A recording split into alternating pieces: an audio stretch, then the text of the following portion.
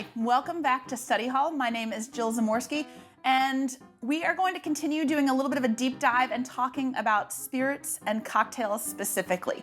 And I mentioned in a previous episode, I think this is really important. A lot of beverage certification exams touch on the idea of understanding spirits. Beverage alcohol is all fair game. And then also the creation of cocktails. And even if you're not planning on taking a test or a certification, if you work in the hospitality industry or just want to become a better home bartender, these are some kind of, I think, helpful tips and tricks and some things that I would do for myself as I was preparing for exams. Side note, and I've mentioned this before, hopefully one day as things kind of return to normal, competitions will kind of enter back into the realm of, hospitality professionals. And I used to enter every contest that came my way. It's a great way to get opportunities to travel or scholarships. But sometimes, even those sommelier contests that I entered involved a spirit sponsor and a cocktail component.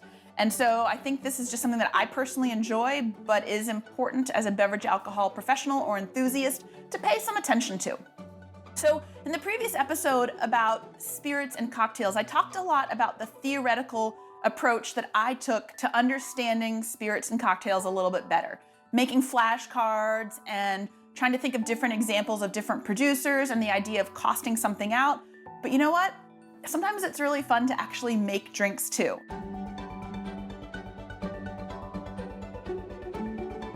I'm not a professional bartender. I haven't been one for a long time. I am thoroughly a home bartender at this point. But there are some things I think that would be very helpful to outfit your home bar with. They're not expensive, but just to practice. And I alluded to in the previous episode, understanding how a cocktail is supposed to be built, how you actually make it. And there are different ways to approach this. Depending on the ingredients of the cocktail, you might stir it with ice to combine the ingredients or chill it, or you might shake it with ice. Again, to chill it and combine the ingredients, but shaking with ice also incorporates a little air and also some dilution from the melting ice. And depending on the style of cocktail, you would use one technique or the other. Pro tip, if the cocktail has all alcohol in it, you're gonna stir it, and that creates a crystal clear, viscous, cold, delicious cocktail. But if there is some kind of syrup or juice, you're gonna need to shake it to incorporate it more thoroughly. And so depending on the cocktail, you need to know that technique. You also need some equipment. Now, I didn't know, as I was preparing for the Master Sommelier exam, if I would be asked in a service exam to make a cocktail. It's fair game, so I wanted to be prepared.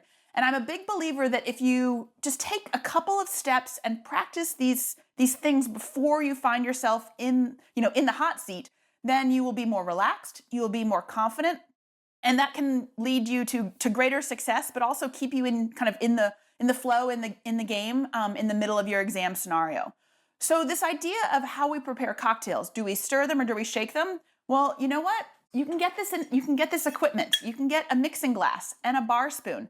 And one of the best bartenders I ever had the pleasure of working with, I don't think he watches this series, but his name is Owen Thompson. He's in Washington, D.C., and he was pursuing a really advanced cocktail certification. It's through the Beverage Alcohol Resource Organization, and their highest level is this 5-day, really intense bartending examination. And you have to know all the things about the spirits and cocktails. You have to make them. And if you've been to a cocktail bar, you've probably noticed somebody with a mixing glass and a spoon. And the idea here is, of course, stirring the ingredients of your cocktail with ice to incorporate them and chill it, and then you would strain the drink off the ice. But if you watch someone who really has some good skills, you'll see them stirring and they're twisting that spoon around. It doesn't even make a sound. They're not mixing up an egg. They're doing this very kind of careful stir. And I asked my friend Owen, I said, how'd you get so good at that? And he said, well, I was preparing for this exam. And so I would fill a glass with ice and water, and he would sit on his couch and watch TV, and he would practice his stirring technique. That costs nothing, right? And so the way he got super sommelier and really good at that was just practicing at home, but he didn't even, he could have just stirred up and chilled some kind of spirit and drank it, but he was just very passive about developing that skill almost subconsciously, just using ice and water. And so anyone could do that at home, and it wouldn't cost you anything except for the spoon and the mixing glass. I got those online. They're not terribly expensive. But some cocktails, you're gonna need to shake up. So in that case, you might need a Boston shaker, a mixing tin and a large tin. And if you get these at home, fantastic. You can mix things up as well. The other piece of equipment I think is important is a jigger. And the reason for that is several-fold. One, again, at home, you might just want a free pour, but if you want to make a precise cocktail, think of it like a recipe. And if your proportions are off, the cocktail is not going to taste great. It's not gonna be in the right proportions. And so get used to using these tools, this equipment, and understand that when you use a jigger, you're filling all the way to the top. You're not overflowing it and you're not undercutting it. I've seen both in bars. And what's the point of using a measuring tool if you're not gonna actually use it as an accurate measure? Sometimes I would notice in exams that people are really, really nervous and their hands shake. Well, if you're mixing something up and you just gently brace that jigger on the lip of your mixing glass, it'll keep it nice and steady. And you can pour your spirit into there and you can mix it.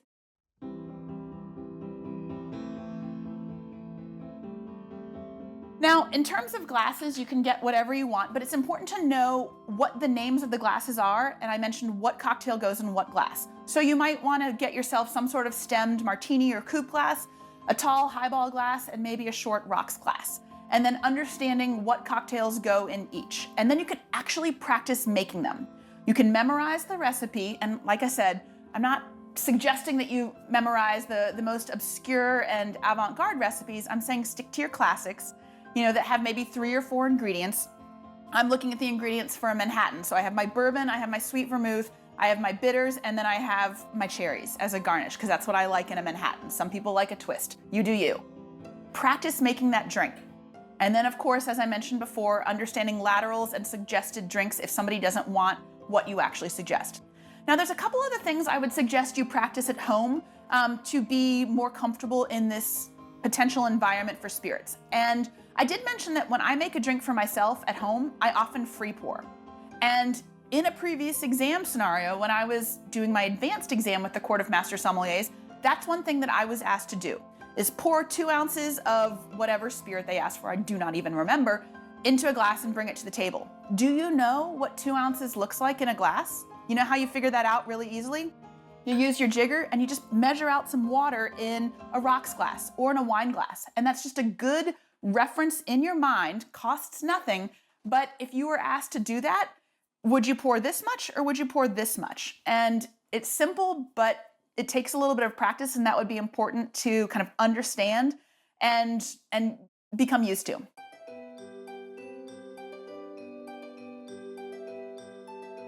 Now, there's another element in some of these exams that I've experienced personally, and it's this idea of identifying spirits blind. So if you've watched this series before, you've certainly noticed that I talk, and I have talked a lot, about tips for blind tasting wine. And a lot of those are applicable for blind tasting spirits. And again, going back to this idea that you can build up a home bar with these major categories of spirits, you don't need to have 5 bourbons and 5 scotches and 5 tequilas. I mean, if you want to, fantastic, but just one of each will suffice. And I actually used to do this kind of practice session when I was working in restaurants and hotels. And I would very kindly ask either another manager or the bartender if they would pour either a small amount, like an ounce, maybe even less, 3/4 of an ounce would suffice, of 3 different brown spirits and put them in 3 glasses, or 3 different white spirits. What do I mean by that? Well, after distillation, all spirits are clear and colorless, but depending on what happens after distillation, that 4th step in understanding spirits, some of those spirits are aged in oak, and that can contribute color to the spirit. So we know what brown spirits are, right? Bourbon and scotch and cognac, things that are aged in oak. And we also know what white spirits are. They're colorless. So vodka and blanco tequila and white rum and things like that. All you have to do is just have a small sample of each. And you don't even have to do white and brown together, but just maybe once a week. Practice just smelling and just see if you can identify the differences. If you've never done it, it'll be really hard and you'll be under pressure in an exam situation and it'll be really nerve-wracking. But if you've taken some time leading up to your exam to practice nosing spirits blind, then you will be able to recognize the kind of key components in these spirits. And I'm not even talking about tasting them. I'm just talking about smelling them. And with practice, it becomes much more obvious the differences in these spirits. And if someone hands you a vodka and a white rum, you'll likely be able to distinguish between them. I mean, I would never be upset if somebody gave me tequila and gin in a flight to nose, because those are things I drink, and so I'm very familiar with what they smell and what they smell like, and so I'd be very comfortable in identifying those. But if it's something that you don't ever drink, would you be able to distinguish, an Armagnac from, I don't know, from a blended Scotch? There's one way to figure that out, and that's to practice. Take a little bit of time to practice, understanding not just how they're made and, how they're distilled and how they're aged and all the legal requirements about them, but also what cocktails they go in and what they taste like and what they smell like.